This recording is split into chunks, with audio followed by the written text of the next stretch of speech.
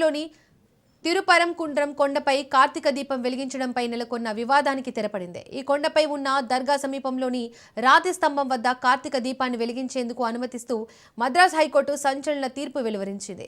గతంలో single judge ఇచ్చిన ఉత్తర్వులను సమర్థిస్తూ జస్టిస్ జయచంద్రన్, జస్టిస్ కె రామకృష్ణన్లతో కూడిన డివిజన్ బెంచ్ ఈ కీలక ఆదేశాలు జారీ చేసింది. తమిళనాడు డీఎంకే ప్రభుత్వం వక్ఫ్ బోర్డు దర్గా కమిటీ గతంలో దాఖలు చేసిన అప్పీళ్లను కోర్టు తోసిపుచ్చింది. కార్తీక దీపం వెలిగించేందుకు చట్టపరమైన అడ్డంకులు ఏమీ లేవని స్పష్టం చేసింది. ఏడాదికి ఒక్కసారి కార్తీక మాసంలో జరిగే ఈ దీపారాధన కార్యక్రమం వల్ల శాంతి భద్రతల సమస్య తలెత్తుతుందన్న ప్రభుత్వ వాదనను హైకోర్టు తప్పుపట్టింది. దేవస్థానం ప్రతినిధులు కార్తీక దీపం వెలిగించడం వల్ల ప్రజాశాంతికి భంగం కలుగుతుందని అనడం హాస్యాస్పదంగా, నమ్మశక్యం కానిదిగా ఉందని న్యాయమూర్తులు వ్యాఖ్యానించారు.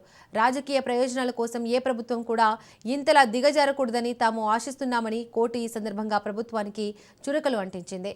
ఆ రాతి స్తంభం మీద దీపం వెలిగించడాన్ని నిషేధిస్తూ ఎటువంటి ఆగమ శాస్త్రాలు లేదా బలమైన సాక్ష్యాధారాలు లేవని ధర్మాసనం